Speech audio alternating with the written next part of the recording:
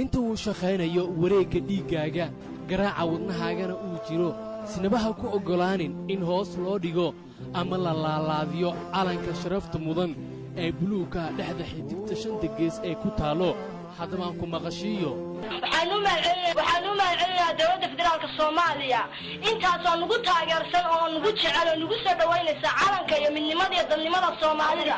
awdal state intaasoo nagu taageeraysa intuba midnimada iyo calanka Soomaalida kamana go'ayno hana sheeganina oo hana khasbanina ardaydii baanu nahay gobolka u dhalatay hanagu been abuuranina imtixaanaadkiina ma galayno idima doonayno idima raacayno waxaan ugu baaqaynaa siyaasiyiintooda cadiifada ay geliyeen ee ay u sheegeen ay yiraahdeen sool sanaag iyo cayn waa Soomaaliland inay arrintaa rumaysan runna moodin sool sanaag iyo cayn waa Soomaaliya Soomaaliland nacasoo gumaysigan nabarada qarsooniyo macaniga hadhayniyo igu reebay naafada nabad lama wadaage nidarban hore u galay niyadaydu waa meel nidarban hore u galay niyadaydu waa meel haddii aanan soo noqon calankayga nuuro allahayo ku nabadgeli Soomaalidu inteedu badan ah dad jecel dalkooda iyo dadkooda haddana ku kala duwan sida dhiigooda oo ugu dhex beermay jeclaashaha dalkooda hooyo xornimada iyo weliba midnimada Soomaaliyeed dad baa u soo halgamay una daadshay dhiigooda kuna waayay baarqabyo rag iyo dumar isugu jira odayaal cuqaal iyo weliba halgamaayaal caana ayaa lagu xasuustaa xornimo u dirarkii Soomaaliya ay soo gashay markii la aqoonsaday jiritaanka calankeena hooyo meeshan uu ka baxay gumaysigii dalkeena hoogay Khaatuma State of Soomaaliya ayaa maanta soo bidhaantay iyagoo muujinaya jiritaanka iyo midnimada Soomaaliya doonimaynu sinababa in calanka Soomaaliya cidna ay ka soo horjeesato jiritaanka ummadda Soomaaliya iyo weliba mideynta Soomaaliya ayaan u taaganahay had iyo goor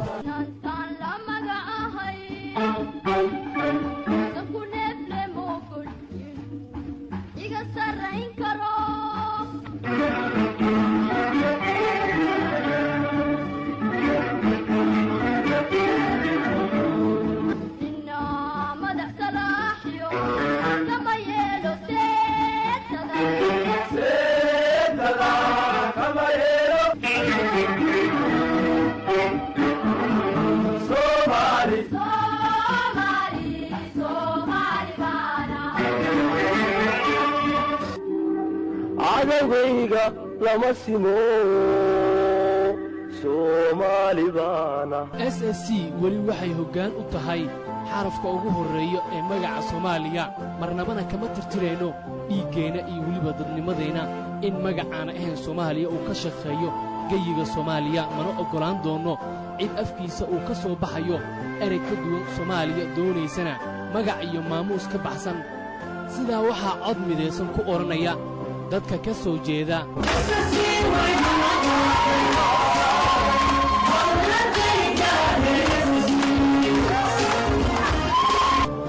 SSC oo ah macnaheedu sool snaag cayn kana mid ah gobolada dalkeena Soomaaliya waxaanu nahay maamulka Khaatuma State of Soomaaliya haddaanu nahay sool sanaag iyo cayn waxaan leenahay cid kastoo saxaafadda ka cid kastoo meel kasta ku nool waxa weeye maamulkaasi waa muqaddis wuu shaqaynayaa si habsami u shaqaynayaa hawlihiisu gudanayaa cid laga baryayo iyo cid loo hoostegayo iyo cid maxay ahayd toy haba yaraatay laga baryayo oo dib loogu noqonayo ama waxa weeye lagala gurtay ma jiro marka hore waxaanu leenahay waa u ducaynaynaa insha Allah bilmillahi karimkii lagu guuleysto ilaahay kii jiray ee joogay lagu guuleysto ilaahay nooga dhigo marka kale waxaan leenahay sharciga islaamka kii waafaqa in ilaahay nooga dhigaan leenahay marka kale waxaan leenahay oo aan u soo jeedinaynaa ba shacabka ku nool guriga la yiraahdo Hargeysa iyo Burco iyo Berbera ee Hirugoyaan baa u soo jeedinaa shacabka waxaan ugu baaqaynaa walaalaha dadna waa dad wala nool baan nahay oo muslimnimada iyo dirisnimada iyo dadnimada intu maxay tahay ka dhaxaysaa waxaan ugu baaqaynaa siyaasiyiintooda cadiifada ay geliyeen ay u sheegeen ay yiraahdeen soor sanaag yacan waa Soomaaliland inay arrintaas rumaysan runna moodin soor sanaag yacan waa Soomaaliya Soomaaliland waxaan u sheegaynaa marka cadifadaasi walaalayaal ay idinku fogaanin yay idinku dheeraanin muslimnimo iyo walaaltinimo iyo diris wanaag ku wada noolaa taas waxaan u leenahay shacabka maamulka Soomaaliland markale waxaan leenahay maamulka Soomaaliland ee maamul goboleedka waxaan leenahay nimayahow dad islaam baan nahay haddii dad islaam nahay maamul yar baa tihiin maamul waxaa tihiin Soomaaliland anana maamul baan leenahay oo shaqeynaya saxaafadda iyo maxay haytooy meelaha aad ka caaytamaysaan anagu caaytay mayno maxay haytooy idin aflagaaday mayno waayo qofka islaamka ah inuu qof islaam wax ka sheego waa xaraam inta ka baad waxaanu leenahay intii dhimatay Allah u naxariisto janna Allah ka waraabtay intii dhaawacantayna Allah u sahlo oo xanuunka iyo xabada ku dhacday Ilaahay ha ugu bedelo caafimaad khayr qaba ay ku waran waxaana ka aysanahay inay yihiin dadkaas dad shahiiday oo mujaahidiin waxaanu rajaynaynaa inay inta ku koobnaan aanu shahiidno haddii aan laga joogsanin waxyaabaha nala kula kacayo marka xigta waxaan salaam dirayaa dhammaan ummadda Soomaaliyeed marka laga reebo maamulka SNM gaar ahaan waxaan u sii dirayaa salaam maamulka aanu anagu ka tirsanahay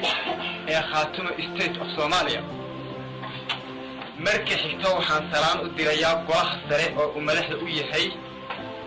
Ahmed Cilmi Ismaan Ahmed Kash waxaan rajaynaynaa inay noqoto maamulkii aanu ku warnay dadkiisa iyo dalkiisa anfacay iyo diintiisaba waxaanu rajaynaynaa raggii ka dambeeyay arrinka isaga ee siyaasiyiinta golaha sare jisga ee uu madaxda u yahay Cali Khaliif Galay waxaanu salaam u diraynaa garaadadayada iyo waxgaradkayaga oo uu madax u yahay garaad jaamac garaad cali garaad jaamac iyo garaad talabaan garaad abshir علي قراد محمد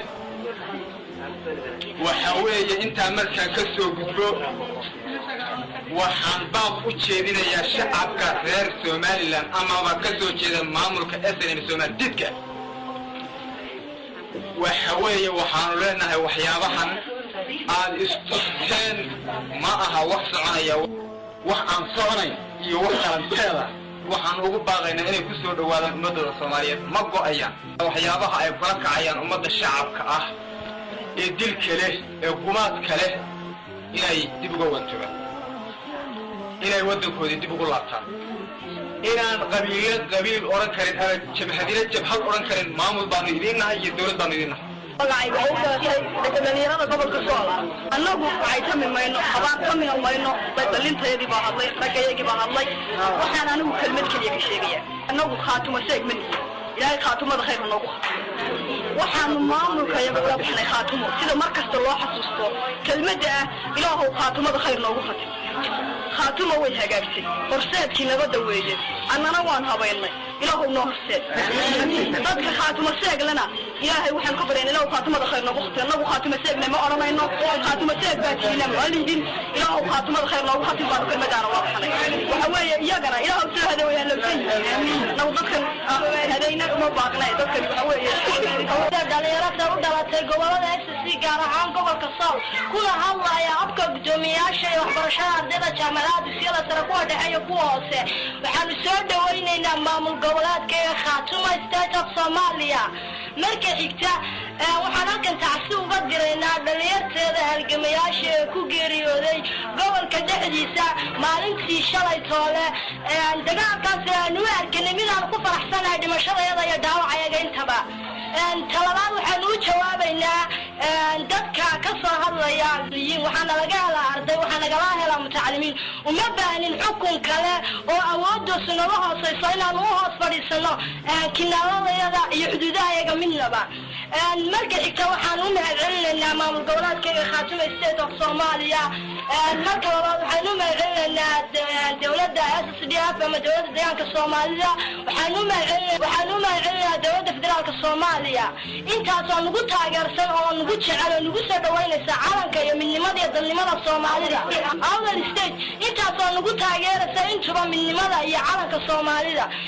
kamana go'ayno hana sheeganina oo hana khasbanina ardaydii baanu nahay gobolka u dhalatay hanugu been abuuranina imtixaanaadkiina ma galayno idima doonayno idima raacayno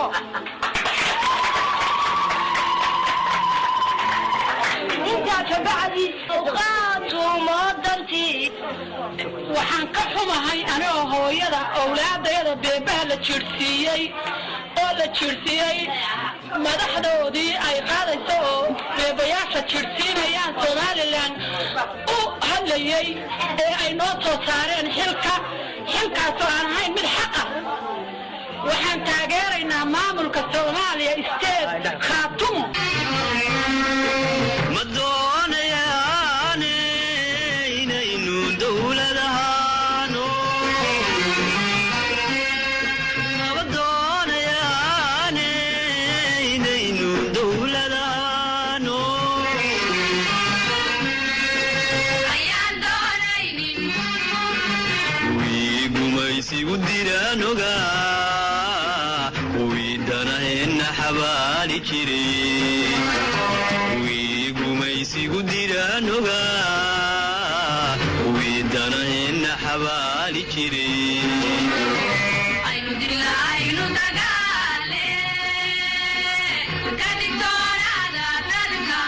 anigu waxaan aaminsanahay inta ay jirto qof Soomaaliya oo wali daneynaya isku xirnaanta iyo midnimada Soomaaliya in marnaba aysan dhici karin in Soomaaliya ay kala qubqubanto markalena dib loogu celiyo qabiilaysi iyo waliba qurankii laga soo tagay qowdii hore qalalaasii dalkeena burburiyay halka haynoo joogo toddobaadkan barnaamijkii gaarka aynu ku eegaynay dadka reer Sanaag iyo Cayn halka ay gaarsiisan tahay sida ay wali ugu weyn tahay mideenta iyo waliba calanka dalkeena hooyo waxa idin la socodsiinaya barnaamijka idiin soo diyaariyay anigoo ah Maxamed Cabduqaadir Cilmi intaan qaybta labaad ee barnaamijka aan ku kulmi doono dhamaanteena isku duuban waxaan idin leenahay waxaan wada nahnay Soomaali dal qura diin qura isku dhiig iyo isku dhaqan Soomaaliya Soomaali baa leh